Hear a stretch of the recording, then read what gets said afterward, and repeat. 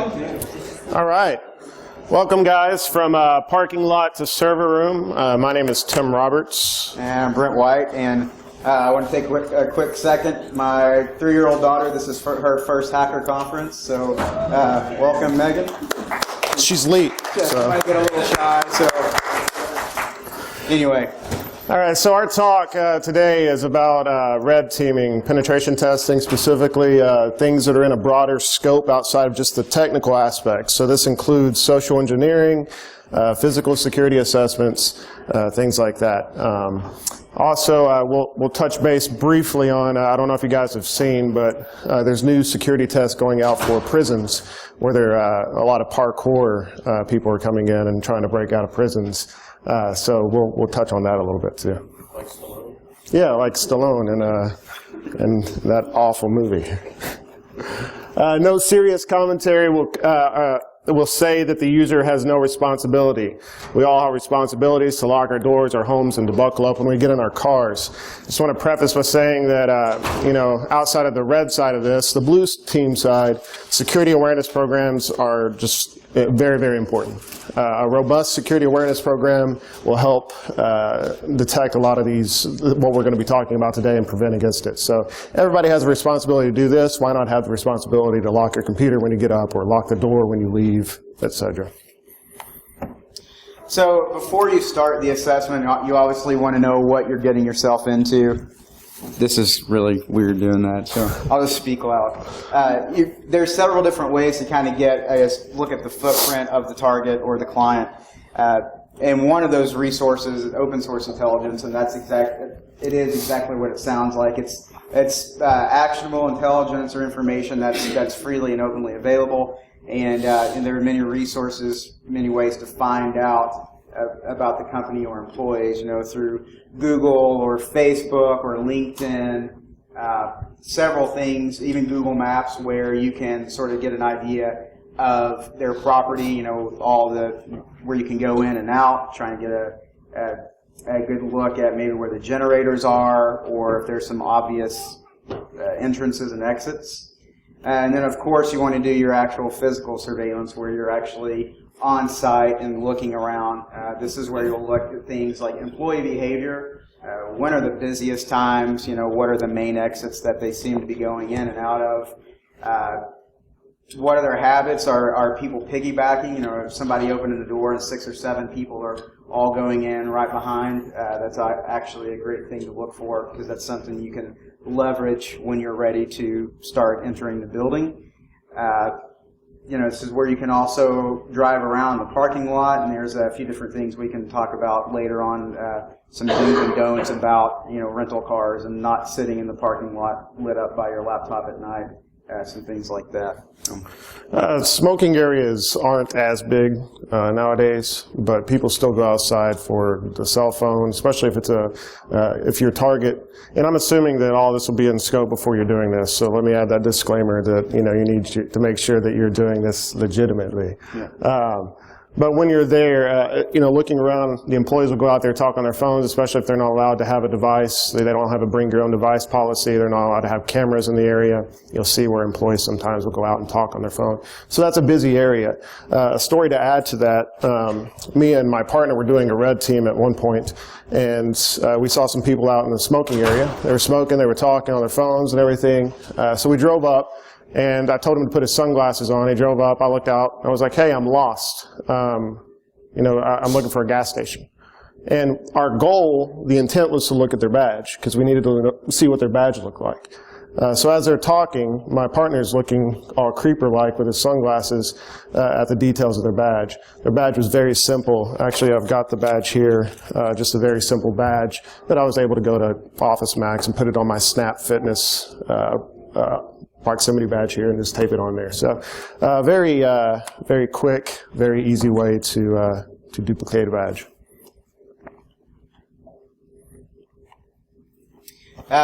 You obviously want to have your gear ready to go, basically what's in the bag, what's your toolkit. And we have a lot of things with us today that we regularly keep in our bags. Something that is still, you hear some people say that this technique is dead, but it actually still works pretty well, is malicious payloads on the USB drives or even CDs and DVDs.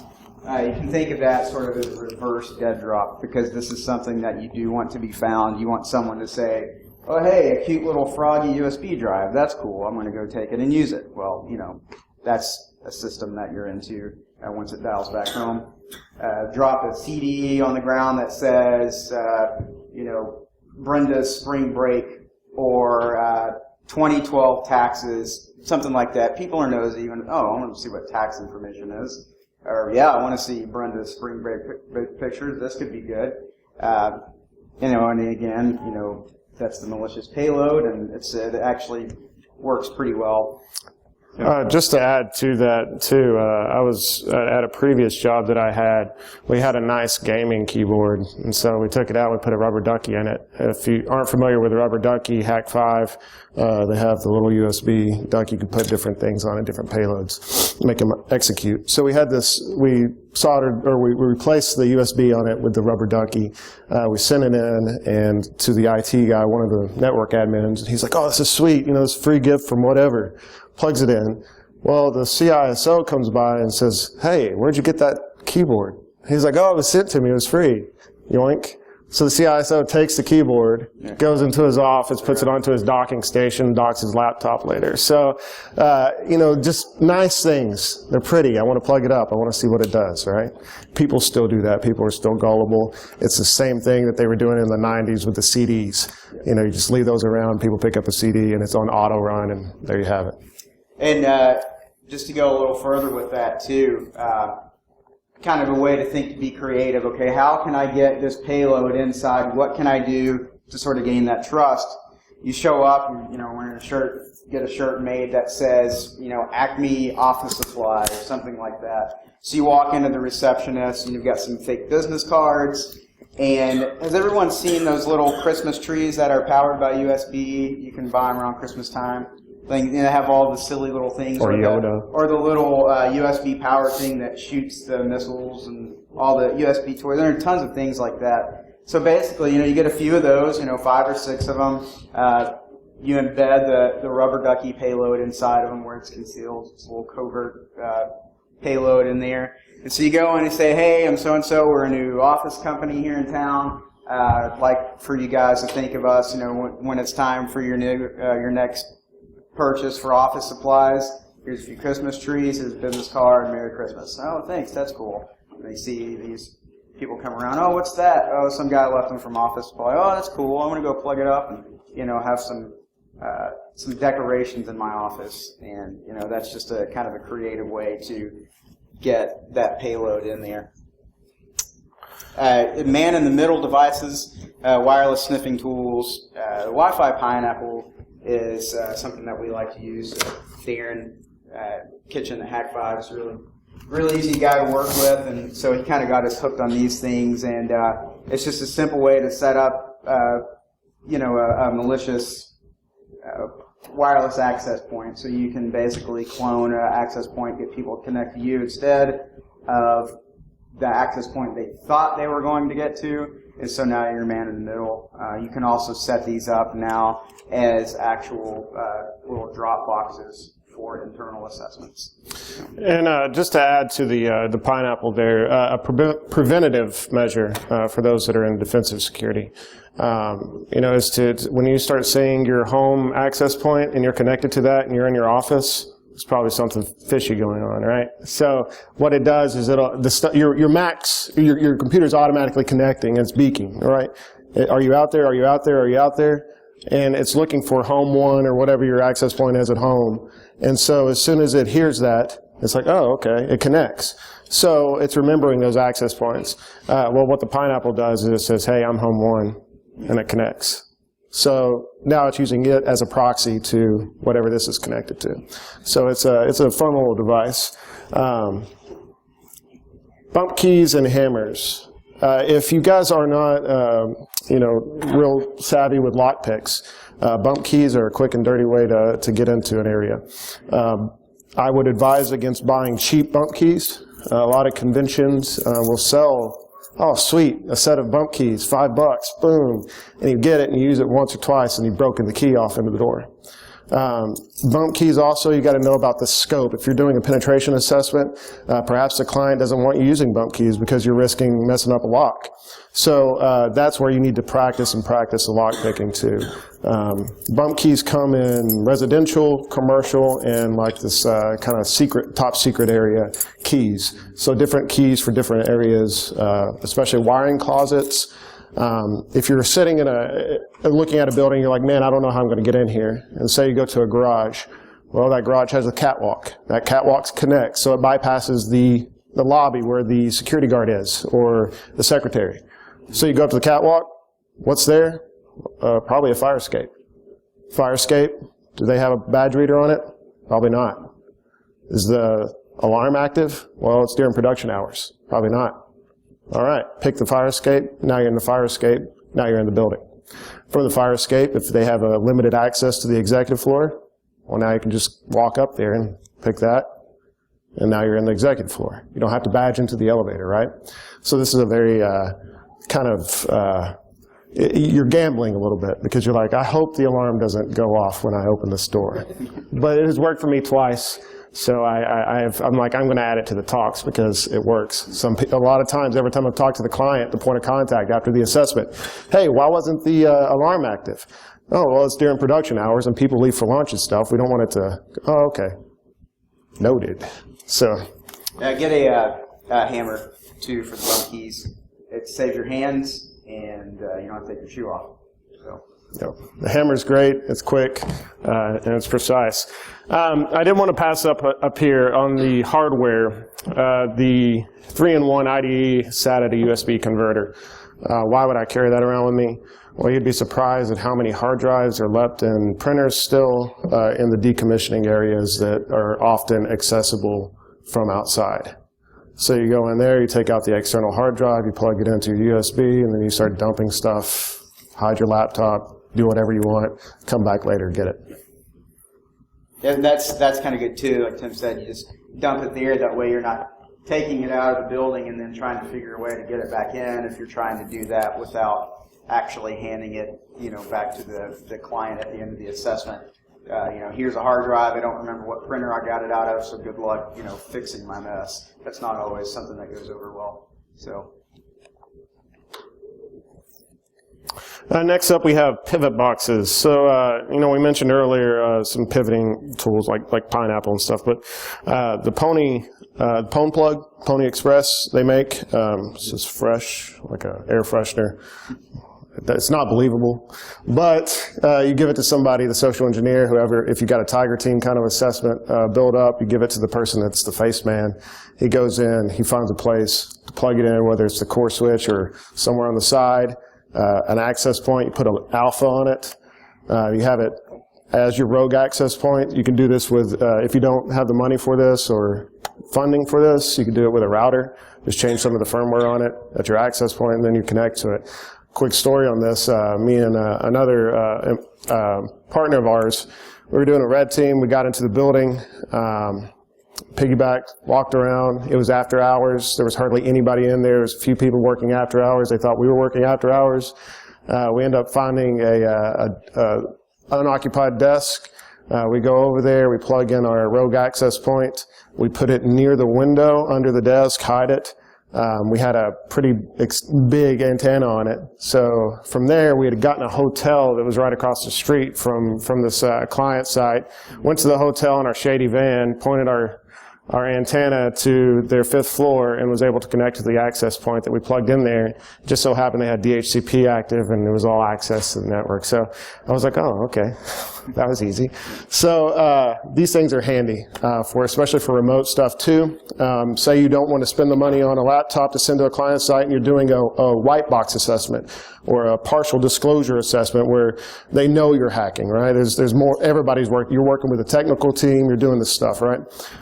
If you want to save some money, you can also plug in one of these drop boxes and do it remotely. Yeah, and there's several build your own options based off the Raspberry Pi. Some pretty powerful options that, when said and done, you generally have a drop box that you've made and customized with Kali Linux or your own distro of choice for around $125.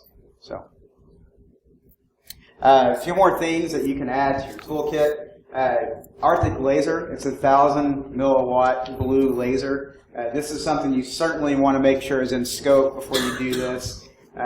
This laser is strong enough to actually pop balloons, and so it definitely is strong enough to permanently disable closed caption televisions, or closed caption cameras. So once you do have access and you're trying to keep yourself discreet where security guards aren't seeing who you are and, okay, why did we know that door just opened, but now we can't see who came in there. Again, that's something that's useful, but really make sure that that's in scope. And don't go home and play with your cat with the Arctic laser. That's a really bad idea. Yeah, terrible. I was going to say unless you really hate your cat, but that's still just wrong. Under the door tool, it's exactly what it sounds like. The L handle on doors, you see them a lot in hotels. There's even several around here. It's a tool that you slide under the door and you can turn it and actually hook the handle and pull and give yourself access from the other side very quickly. If you go to riftrecon.com and other places, they sell the under the door tool. Also the crash bar tools, like the panic bar on the door back there. There are tools that can help open those from the other side.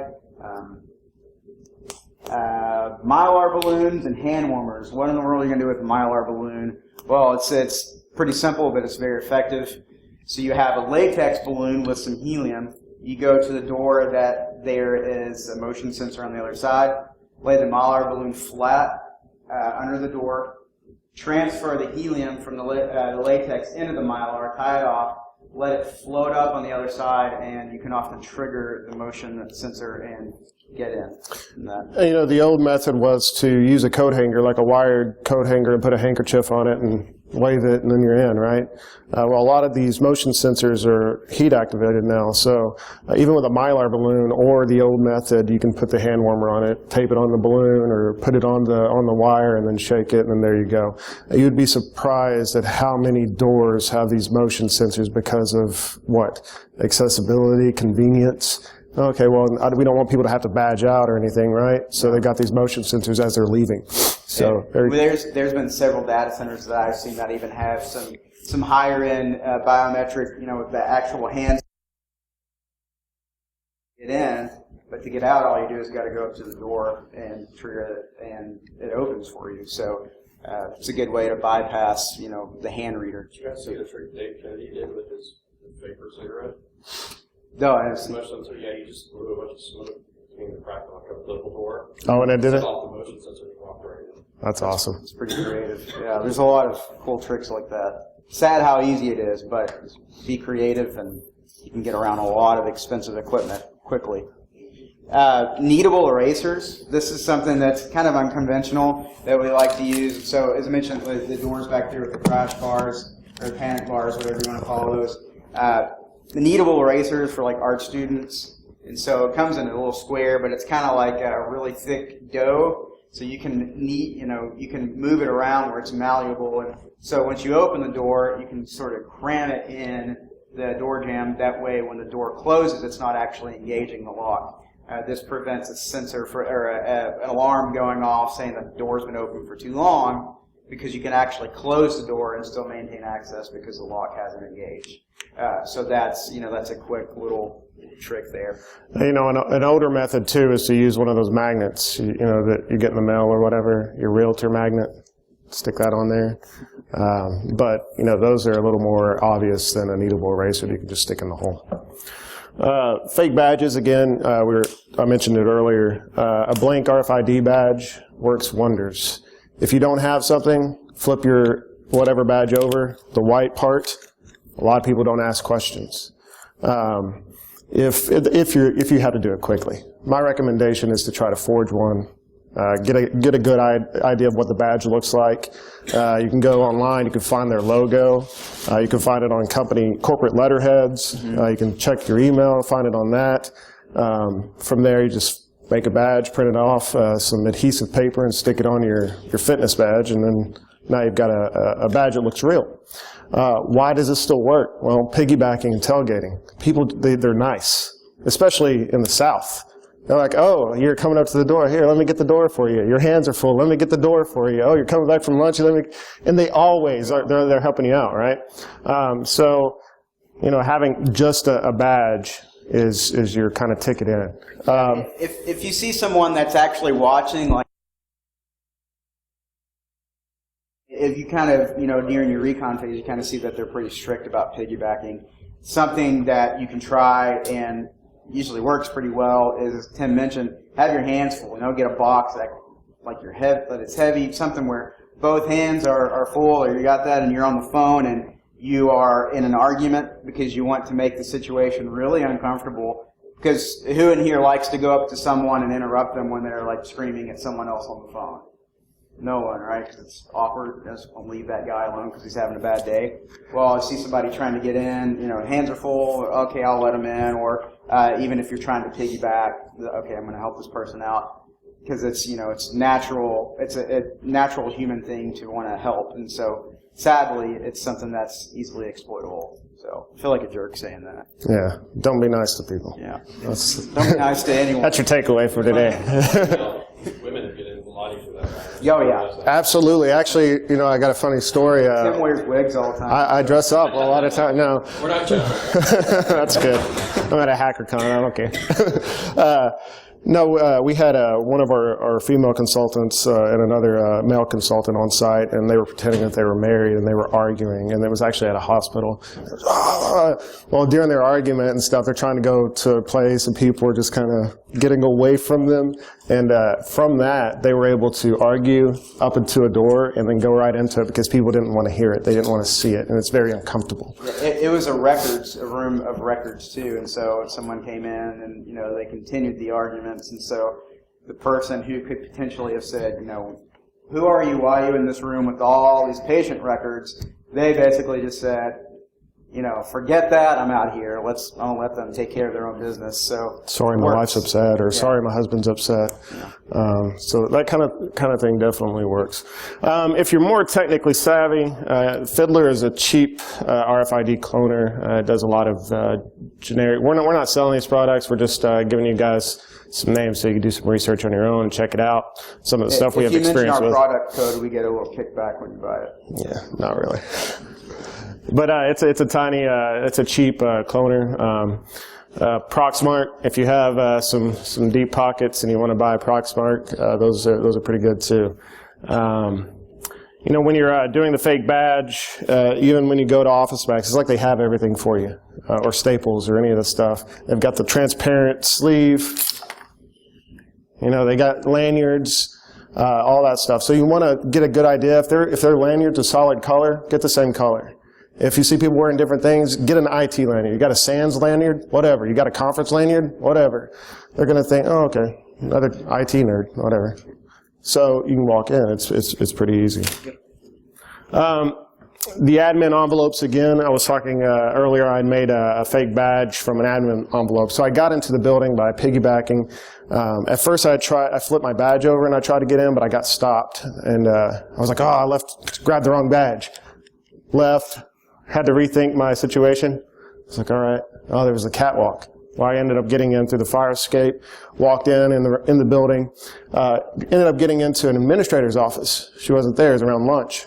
Had a bunch of envelopes, like letterheads and stuff like that with a logo. At that point, I was able to see what their logo looked like and the badges. And so I tried to make it look like a badge, stuck it in here, and I put my tie over where the picture would be. And it worked, like the entire assessment. I was there for a day. Then I got to my hotel room. Then I made a proper one on Photoshop, and then got there and used it the next day. Last on this part of the toolkit, the fake letter of authorization. So you have a real letter of authorization, or you should when you're doing this. This is your get out of jail free card. Ed Scudis, I think, calls it that. But you need to make sure you have that, obviously. So if you do get caught, they call the police, they call the FBI, whatever, they're there. Why are you here? Oh, okay, I have a letter, I'm here, I'm supposed to be here.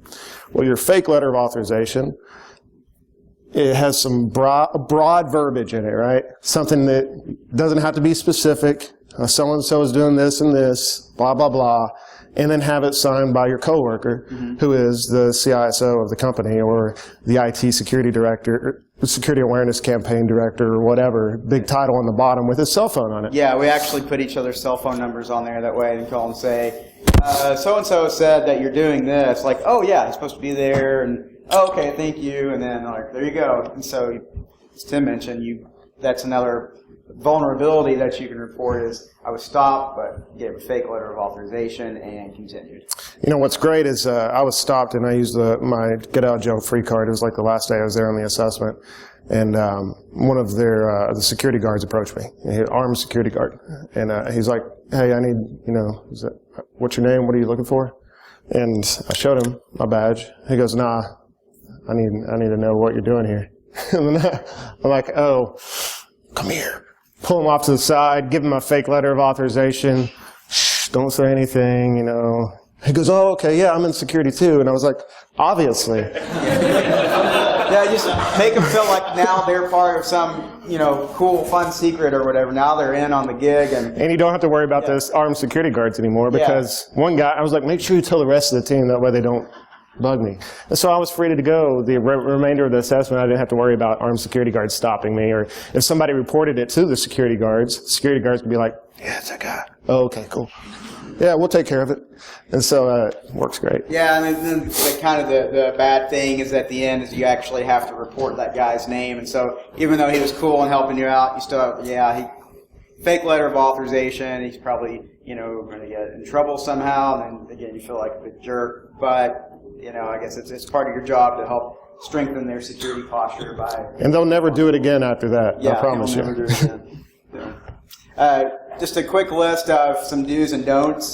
These should be pretty obvious, but sometimes it's good to point them out. When you are during an assessment, don't act suspicious. That's easier said than done. How do you not act suspicious? Well, just be confident. Kind of get a mindset. Hey, I'm supposed to be here. I belong here. But then again, don't ask stupid questions. So when you go in, don't go up to someone and say, hey, how's it going? So where's your server room? Or, hey, I'm so-and-so, I'm new here. Where's the CEO's office? Don't ask obvious questions that are going to raise red flags. As mentioned earlier, during recon, don't just sit in the parking lot, especially with being lit up by your laptop at night, or with binoculars, or just sitting there for hours just looking at everybody. A lot of security guards will notice that. They're pretty good at spotting things like that, and they'll come ask you, what are you doing here? You need to leave. And don't confuse confidence with obvious intentions. Well, what does that mean? Don't be overly confident.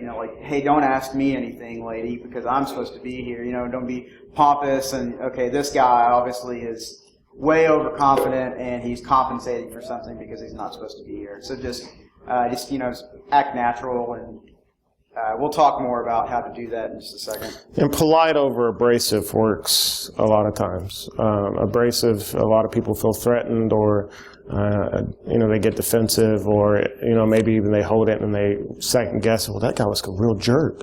Who is this guy again? And then they start looking them up. So, some people will say, yeah, you're the director. You're supposed to be there. It doesn't always work. You gotta, being a smile on your face, being nice, knowing the kind of culture you're at is very important. Just to add to that, when you help people and you're nice to them and make them feel comfortable, they naturally want to help you. It's like go up to any drive-through and give me a number 2. You're like, oh, okay. And then is that all? Or if you go and say, hey, how's it going today? Oh, pretty good. What can I get for you? Oh, number 2. Okay. And just from doing that, usually they'll say, or I'll put something extra in there for you, or you just get a totally different response from people when you respect them and treat them, with dignity, and that, you are thankful that they're there. So just, kind of keep that in mind too. Don't go in like you actually own the building and do what I say or you're fired type thing. That doesn't go over very well. And this can be applied to phishing techniques too, like doing it over the phone and stuff, being nice and helpful. Not the telemarketer, I'm reading from a script, give me your password at the end of the phone call, but something that's conversational. Yeah, it's a quick story. Tim and I have had several assessments where we've called and, hey, how's it going? And act like you know them. It's been a while since I've seen you. You still enjoy working here? You know, I'm so-and-so with HR, corporate headquarters out of wherever. They're like, oh, yeah, I'm good. So you kind of establish that rapport. And long story short, you know, by the end of the conversation, we got not only their username, but their actual password, you know, so we can make sure it was compliant with password policy, and their badge number, and actually what time she was leaving work, as well as what her plans were for that evening. So, and that's a common thing. So a bonus for you guys. So a template that I often use and that I've given to our team a lot is that just it's a two-man team, HR and auditor. HR is there to make the employee feel comfortable. Auditor's there to intimidate the employee. So it's a good cop, bad cop thing. So when you call, like, hey, I'm Joseph Hendersmith from HR, and you know I got with me the auditor John Barnes here from NIST. He's doing the 853 assessment. We're just trying to do it around the security awareness program. Say it's the beginning of the year, everybody's doing their new training, right? Well, we're doing a robust security awareness training right now. We're just making some cold calls to employees to get their feedback on the security awareness program. Do you have just a couple minutes? Yeah, and you can always say, did you get the email that we sent out about our call today? And we're like, I don't think so. Let me look. Yeah, go ahead and look. And they say, I don't see it. And you say, well, you know, that's okay. We're kind of you know, last minute trying to squeeze through these, so we really appreciate your help. And you just kind of go on from there. It's kind of a good transition. Yeah, and having a list of questions too from a real framework, from an audit in there. So, yeah, how was your password delivered to you? Well, it was delivered on a piece of. Wait a minute. Oh, no, that's okay. I was just testing you. So when you got your password, did you have to change it? Oh, yeah, I had to change it. Okay. And what about your characters? How long does your password expire? Do you reuse your password a lot? Well, not really. I have a different password for my personal accounts and my corporate account. Okay. Well, the problem that we're seeing is when we're doing our password assessments throughout the corporation, that we're seeing that a lot of these passwords aren't meeting global policy. So I don't know what's going on. So we're wanting to make sure, and we're doing these calls, we're wanting to make sure that these passwords are meeting these requirements. You're the fifth person we've called, and already 3 passwords don't. So is your password something like your dog's name or anything like that? No, that's stupid. Blah, blah, blah. Okay, well, what is your password? And then I would jump in and say, and actually I would jump in as, you know, that HR manager and say, you know, it's okay, you know, you're not going to answer anything wrong here. Or non-disclosure agreement. He signed the non-disclosure. It's okay to let him know because we are, you know, making sure that this meets the requirements. Then we're going to change it afterwards. Yeah, we'll blah, change blah, it afterwards. blah. So it is okay to continue. And then Tim will say, yeah. And then you go from there. So this, leading into some of the do's, do have a backstory that you can roll with. Being comfortable in your conversation is very important.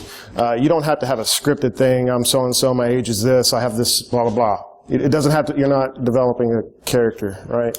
You just have some key points that you can remember, that you can pull out and that you can feed upon. It's a skeleton that you can throw the flesh and the blood on it as you're talking. And you can develop it as you go along, as you learn more about the company, as you're inside and you're developing some relationships even. Being confident, again, do not confuse confidence with pomposity or just arrogance or just overzealousness. You don't want that to happen. Do listen more than you speak. It is in any audit. They always say, you know, don't say much. Just let the auditor talk. Don't give away too much. It's the same thing for this. As an assessor, don't say too much because you might end up tripping over your story. So, oh yeah, I'm looking for so-and-so. You've got a name off a parking lot. Let's say it's reserved for CEO, blah, blah, blah. Oh yeah, I'm looking for so-and-so. We just had lunch. I got here before he did. Oh, okay. His office is in the server room. Oh, really? Okay, well, where is that? Because I thought it was up here. I was just kind of walking around. I'm new. I've only been here for a couple of days. This is a real story, by the way. Oh, well, his office is downstairs. What was your name again? Oh, Kevin Jobson. Oh, okay. And you're with who? You're with... I didn't say anything. IT security? Yeah. Yeah, I'm IT security. She's filling in the blanks for me. I was like, yeah, I'm there. And she even said I was new. I wasn't even thinking that I was new. She's like, oh, you must be new. Yeah. Thanks for my story. Brand new. Haven't even signed my SR papers yet. Right. And then a security guard comes up because finally somebody had reported it. He's like, is there a problem? She's like, oh, no, he's new. This is Kevin with IT. I'm like, hey, how's it going? He's like, oh, okay, so I just want to make sure, are you lost? What's going on? Yeah, I'm looking for, and I dropped the name. I'm looking for John Doe's office in the server room, right? She's like, yeah. And he's like, oh, okay, yeah, I can take you down there. Okay, sweet. So we start walking down there, and he goes to the server room. We stop. The lady's like, you probably don't have access yet, do you? You're pretty new. I was like, probably not. And I knew my badge wasn't going to work, obviously. Red light, meh. Guess not. And she's like, well, I don't have access to this room. Security guard's like, Armed security guard, by the way. I'll let you in. Go ahead. Let's be in. Unescorted. I'm in the server room. I go to the guy's desk, lay my business card down, and leave. At that point, we weren't allowed to touch any of the systems, but our goal was to try to get in. So we got in. Easy. Just by listening. On the desk. Yep. We were here. Good. And I mean, it works. And another story, because I know that we wanted to throw a bunch of stories at you guys. I was doing an assessment. I had gotten in. I had done a lot of stuff, but I wanted to get in the server room. I had walked by the server room, and they had a biometric scanner on it. I was like, how am I going to get in there? So I'm walking around, and I'm like, looking at the ceiling. Maybe I can climb over it. No, I don't know. And finally, I look outside, and I see that there's a security guard's desk with his camera and all the screens, and it's where they do load, like the dock loading and stuff, unloading, and he had all the security system there. And he's talking to this guy, and I'm like, so I'll walk out and I grab a clipboard that was hanging next to the server room. Grab a clipboard, I walk out, and I was like, hey guys, I just need to get the serial numbers off these systems.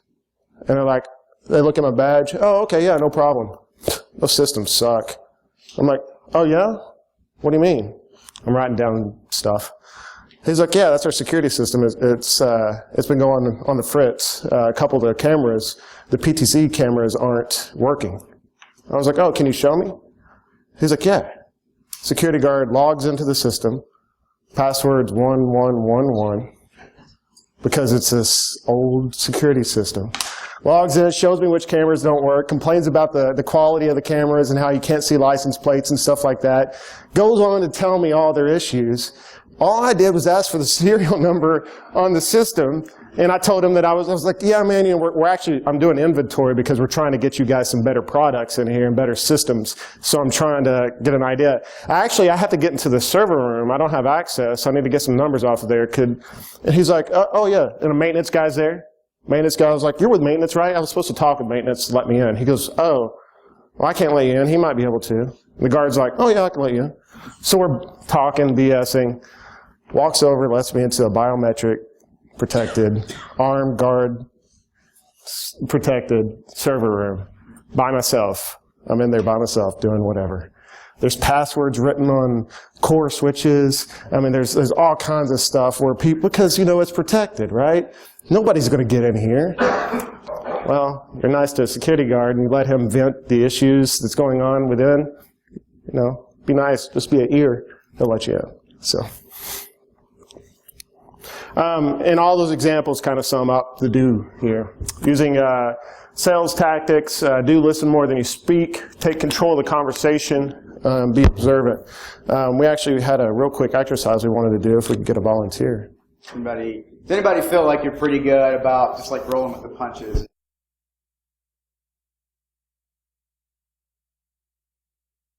Come on, guys, we're at a hackathon. Somebody's got to be good at it. All right. You don't have to. Let's give him a hand. Go ahead. Okay, so just something really quick. We're going to have a quick conversation. I'm not going to tell you the truth about anything, and I don't want you to tell me the truth about anything either, okay? So, what's your name? I'm Joe. Hey, where are you from? North Carolina. Oh, what do you do? I'm just in like loan operation stuff at a bank. Oh yeah, are you good with math and things like that? I mean, not really. I just kind of got into it. I was just doing like the teller side of things, so I just kind of got moved into the training program in loan operations. So I'm kind of like. You think you're gonna make a career out of that? I don't know. It's a little too like stuffy in banks for me. But you know, hunting for a job straight out of college, and I got a job as a teller, right? So just kind of letting them put me through the process. That's cool. Have you ever had to deal with like bank robberies or anything like that? Has anybody came in? Because I had to do that once. Some guy came in and read the note, because I worked at a bank for a while before I got into fast food industry, and it wasn't very fun to deal with. So what bank was that at? It was First National Bank. It was in California. So, but anyway, I didn't like it really well. So, I mean, have you had to deal with anything like that? No bank robbers in North Carolina. Right? Yeah, fortunate, man. That's good. California, people got the money out there, I guess. Yeah. So had fast food from banking? How'd that work? Well, I like to eat a lot, and then I figured that, I'm eating all my money, I need to make more money, and there's money at banks, so it just kind of made sense. So, yeah. All right. So anyway, all right. So you can kind of see, we kind of actually went back and forth where he took control of the conversation by asking me questions and sort of made me, kind of come out and think of things too. And so that's sort of the sales tactics that we were talking about too, is the person that's asking the question usually is the one that's in control of the conversation. And that was really good job, by the way, just kind of. And I'm sure all of us can do that to some extent, but when you start getting pressure and stuff, it becomes very intimidating. You're like, blah, blah, blah. What department are you with? Why are you sweating, man? I have really bad blood pressure. But if you do your recon and they say, well, what department are you with? Well, then you should know what departments. You should know what department you're with. You should know why you're there, who you're there to see, and so on. So anyway, it was just a quick little exercise there. Again, back like I was talking about, do your research. You got to know what to say. You've got to know who they are. If time permits, actually try and become a client of the client. That way, you can be familiar with their internal process. You can learn the shop talk. If they're in marketing, learn some marketing terms. Learn what their fees are and who they send things to, and sort of their process, and so on. And this goes back to that OS intel, gathering that information. So you go to like Glassdoor, you go to some of these company review sites. You can, or even some of the job posting. You can find out what technologies they are using, and so you already have that kind of in your bank here. Oh, okay, yeah, I'm with the AD department. They use Active Directory. Oh, you're with blah blah blah, and so on. So you can build your disguise off of that. Doing your research again, taking acting and improv classes does an awesome job. A lot of us growing up, that's the nerdy hacker guy over there, doesn't know how to talk to people. If you're uncomfortable talking to people, what helped me the most, because I was really reserved and stuff, it was acting. I did a lot of acting stuff for some commercials and things like that, and that helped. And I was like, wow, this helps me with my IT security career tremendously. Why does it help? Because you're able to roll with the conversation just like they were doing. That was just improv, right? So being able to do like these vignettes or putting together with your team and doing these kinds of things. Yeah, something to do too, an exercise. If you don't really have somebody that you can go and do these things with, and just kind of BS with each other, go to the mall and just sit down next to someone on the bench and strike up a conversation. Talk to them for as long as they'll talk to you, but kind of push your limits. Don't tell them the truth about anything. Like we were just doing. Just they ask you what your name is, just go from there and just kind of get familiar. And this sounds really bad. But get really comfortable with lying. We lie for a living, so what can I say? It sounds terrible, but if it's part of your job, it's okay. For that job, I guess, as long as you know when to stop. But that's just a good way to sort of get comfortable with that outside of the acting and improv classes. So again, we're talking about knowing your story. Just have some key things to remember. My name, who am I with? Why am I here? Or who am I here to see? You don't have to have this overly complex thing that you're stressing about as you're going in. I'm not going to remember any of this stuff. Just have something you can pull from and you can develop. Physical barriers, bypassing without destruction. So let's say you get to their data center, or the building that houses their data center.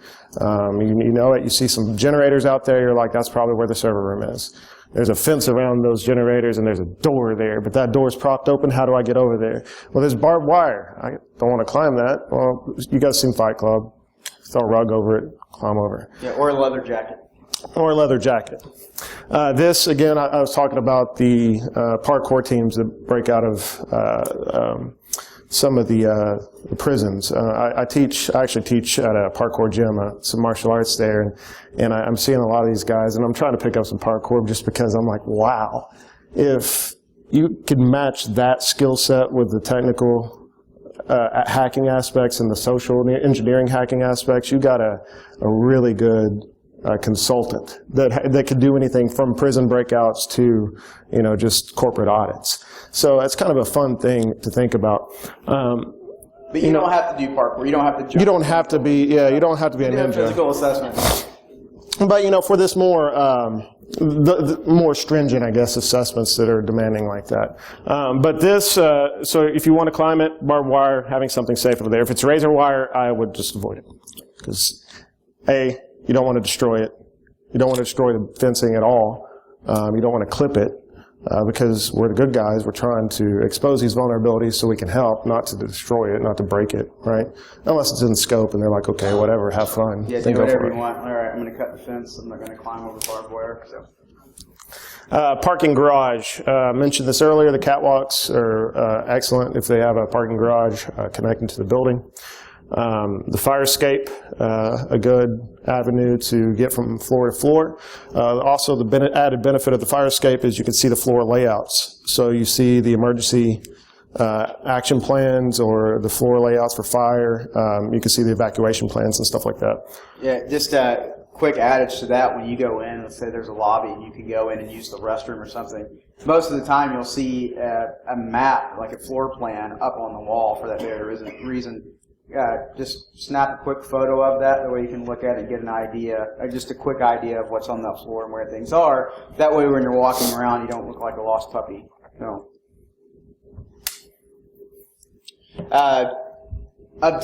Maintaining an authorized access. There are some good places in buildings where once you're in, let's say you want to hide out for a while and wait until everyone's left so you can let the rest of your team in. Some good places for that are the restroom. If you're able to pick your way into a closet. And another one, which is pretty cool, is an elevator. So if you can, there's a lot of simple elevator hacks. There's actually a great DEF CON 22 talk about elevator hacks that I highly recommend watching. But basically, pick locks. Most of the locks are made by the same manufacturers, and so they're pretty universal and easy to bypass. But once you get into a car and you put it in operator mode, or there's different modes where you basically lock out that car and it only goes to your commands. It's not answering other calls. So you have that car to yourself. Roll a chair in there and sit for a few hours, wait for people to go home, open the door, go let your buddies in the building, and you're in. Or bypass the restricted floors, right? Yeah. What's fun about the elevators too, there's several hidden panels inside of elevators.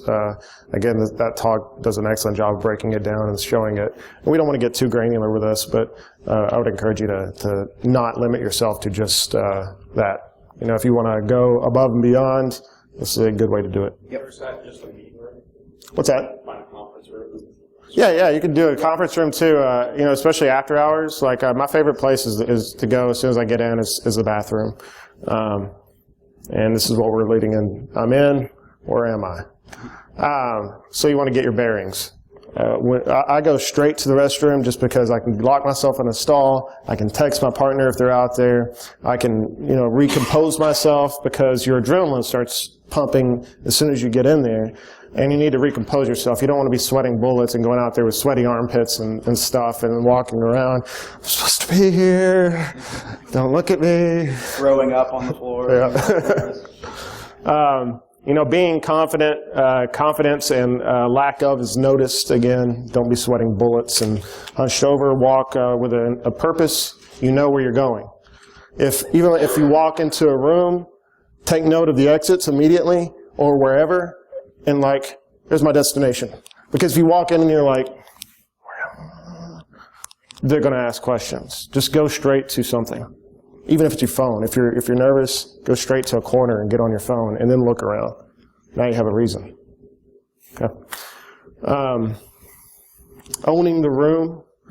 Owning the room again is it's a little bit more confidence to do this, but going into a room and you're supposed to be there. A way to own a room is oh yeah, I'm here for blah blah blah, and have a big title or anything like that. If you're a vendor, say you're disguised as a vendor. I'm with whatever print services. I'm here to fix your printer. Yeah, or I'm with the grounds crew. I mean, just kind of learn that through recon who you're going to be when you go in. And then owning the room with that. Just saying, did this printer need look at? Well, I'm here. Let me go ahead and look at it. And do that kind of things because it works so well. I was doing an assessment, got to the executive floor. It was during lunch break. One of the VPs had his room open. He had his Apple device there, and he had his laptop. It was unlocked. So I guess he had just gotten up. They didn't have a timeout. I didn't know. So I snuck in there, walking around. I could hear the secretary getting back. I'm like, oh no. So I grab his business card and I leave. And then I walk out, and then there's 2 secretaries there. And I was like, they see me leave his office. She's like, can I help you? I said, oh yeah, I'm looking for so-and-so. I have his card. I'm with blah, blah, blah. I'm supposed to install, and I just BS my way. I'm supposed to install PGP whole disk encryption. Oh, I think he put that in like 3 weeks ago. Yeah, we've been really backed up. I'm from corporate too. I'm kind of in a hurry. Can I just go ahead and do this? No, I'd rather you wait until he gets back. Well, do you know when he'll be back? He's in a meeting, probably another 30 minutes to an hour. Well, honestly, I don't have that time. It's just only going to take a minute. Can I do this quick? Because I know it's been resting on the plate. It's been 3 weeks already. I don't want to leave him waiting. All right, yeah. So she lets me in, takes his laptop, gives it to me. And I now have his laptop. Oh yeah, I'll do this. I'll be right back. And so now I have this VP's laptop. So owning the room and letting them know, hey, I'm here. I'm supposed to be here. You're doing me a favor. Let's help each other out. That works too. It's all about the confidence. Props like we talked about too. Phone, be on your phone, be busy. We talked about use boxes that you need a helping hand getting in somewhere. Talked about pretending to be an argument just to make it very uncomfortable, so people will be less likely to intervene and ask what you're doing there and so on. We talked about the fire escape several times, but also whenever you're doing any of this stuff, make sure you're in a place where you can also log things. Again, the restroom is perfect for that. You don't want to forget to take log and take note of what you're doing. What room was I just in? Well, crap. I forgot what room I'm in. I had already exploited. I had already gotten into this room with this department or talked to this person or manipulated so-and-so. And then you forget to write some of that stuff down. And then when you're back and you're writing the report, you have a very sparse report because you're leaving out details, and then there's a lot more questions and a lot more challenges to you. So you want to make sure that your report isn't too beefy, but you want to still document what's going on. Yeah, make sure your evidence gathering during the assessment is just as thorough as it would be for a normal internal penetration assessment or mobile application or web application assessment. Just kind of imagine it like screenshots or snippets of code. Just make sure that you're documenting everything very well. Where's the server room? Where the generator's outside, again, that's a good indicator. Understand the layout, knowing the layout of the building, entering the server room. I mentioned earlier the biometric compromise. They did have a side door that I tried to pick, but I wasn't able to.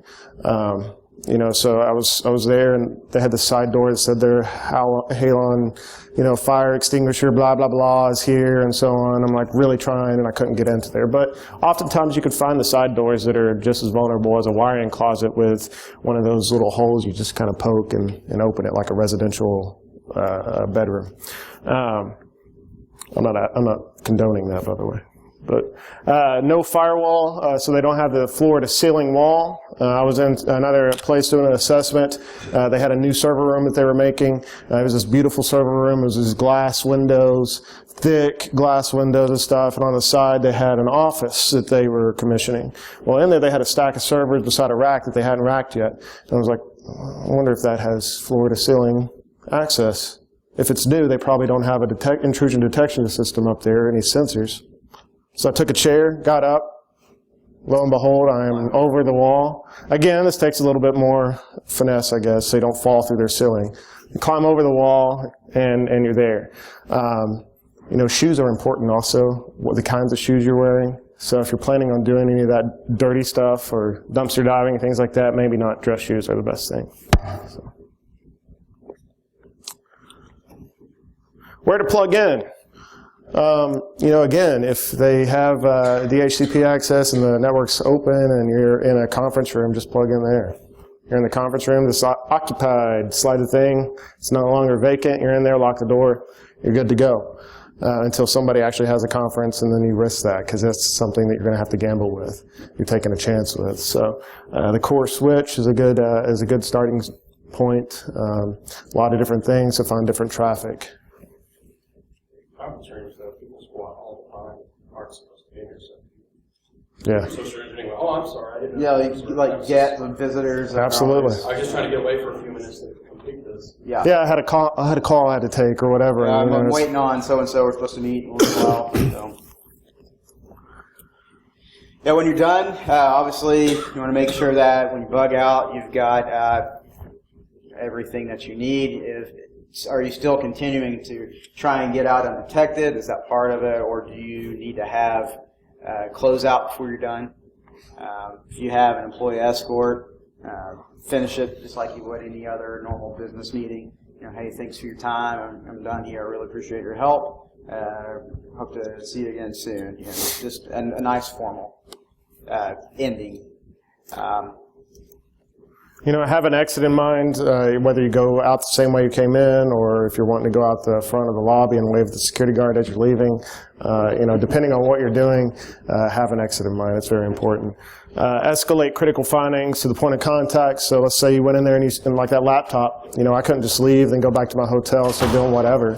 I had to escalate that. As soon as I got out of there, hey, I have so-and-so's laptop, where can I meet you so I can get it back to you? Or have the security guard punched in the code, told me what cameras weren't working, so on and so forth. It's not a good situation for you guys. So.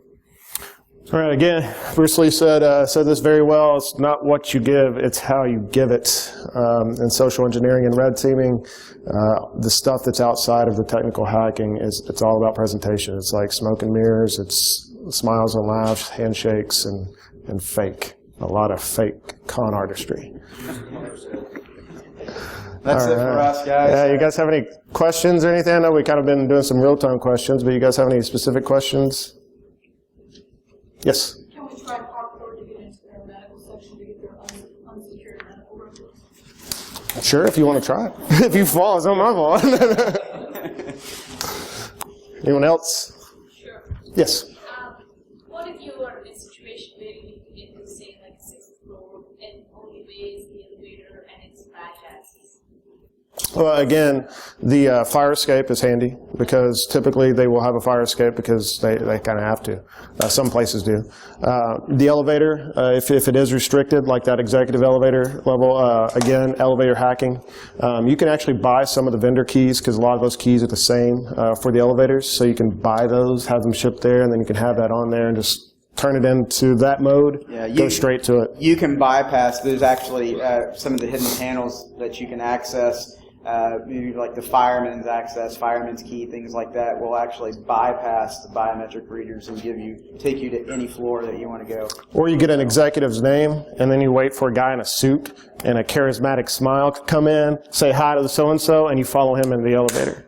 And then you're just there and you're talking, and then if he badges in, he says, what floor? And you see he's going to the executive floor. Oh, actually that floor, I'm here to see so-and-so.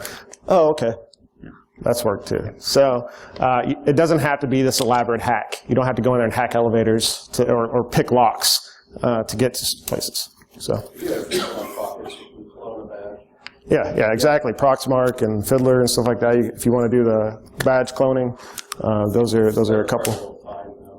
Yeah, absolutely. All right. Well, thank you guys. And if you guys have any additional questions, don't be afraid to approach us after this. And, yeah, we'll be around. So just let us know. All right. Appreciate it. Thank you.